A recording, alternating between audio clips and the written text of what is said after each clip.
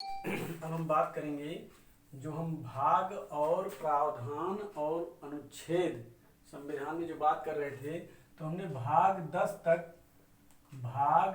तक चर्चा की। अगली वीडियो में भाग 10 तक आपने देखा। अब हम उसके आगे चर्चा करेंगे भाग 11 से। भाग 11 में जो है, भाग 11 में प्रावधान है राज्यों के, संघ और राज्यों के बीच संबंध। जो राज्य और संघ के बीच संबंध होगा उसके बारे में जो है भाग 11 में बताया गया है। अब यह देखना है कि यह अनुच्छेद 243 से 263 तक है।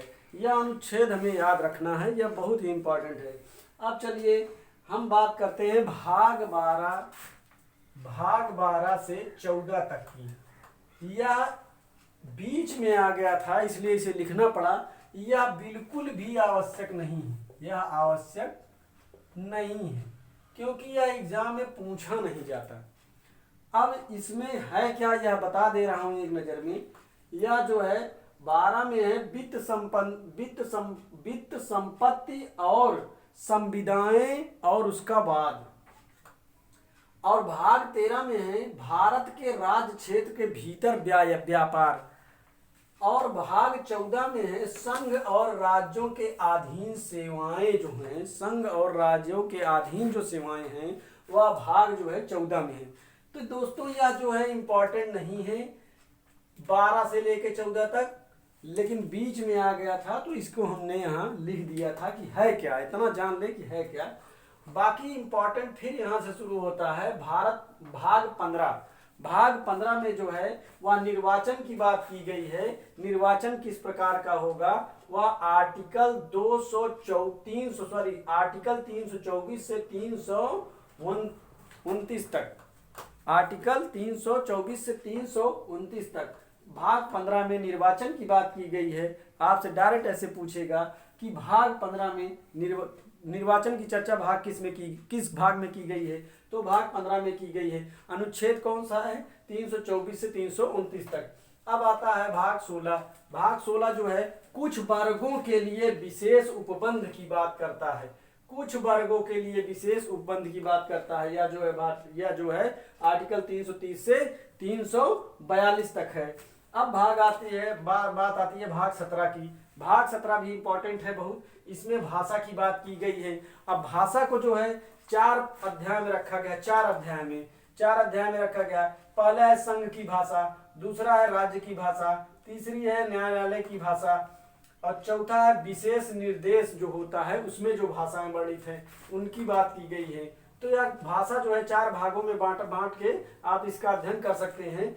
जो संघ की भाषा है वह 343 आर्टिकल 343 से 344 तक है, और जो राज्य की भाषा है वह 345 से 347 तक है, और जो न्यायालय की भाषा है वह 348 से 349 तक है। अब जो विशेष निर्देश में जिस भाषा का इस्तेमाल किया गया है वह किस अनुच्छेद में है, वह अनुच्छेद 350 से 351 तक है। और भाग 18 जो है वह जो है आपात उपबंध की बात करता है। 352 से लेकर 360 तक आपातकाल 3 तरीके का होता है। एक होता है बाह्य आक्रमण जिसे राष्ट्रीय आपात कहते हैं। एक होता है आंतरिक अशांति,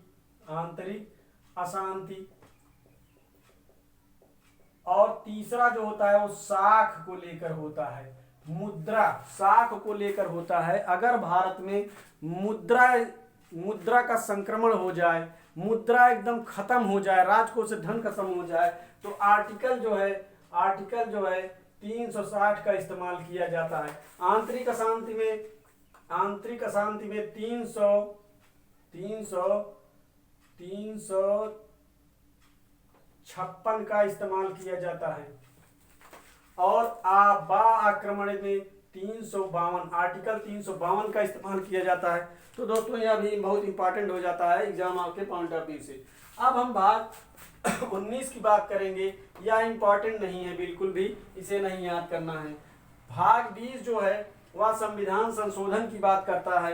भाई संविधान में संशोधन आवश्यक, या संविधान संशोधन की बात की गई है, यह आर्टिकल 368 में है। और संविधान संशोधन जो है दक्षिण अफ्रीका के संविधान से हमारे संविधान में जो है लिया गया है। तो दोस्तों हमारी जो कोशिश थी कि हम बताएं कि भाग जो है किस भाग में क्या प्रावधान है और किस अनुच्छेद के अंतर्गत आता है। तो यह दोस्तों बहुत ही इम्पॉर्टेंट है एग्जाम के पॉइंट ऑफ व्यू से। आप एग्जाम के समय इसे एक बार जरूर देख के जाइएगा, इसमें कुछ न कुछ आपको जरूर मिलेगा और हमने पूरा प्रयास करके वीडियो आपके लिए बनाया है।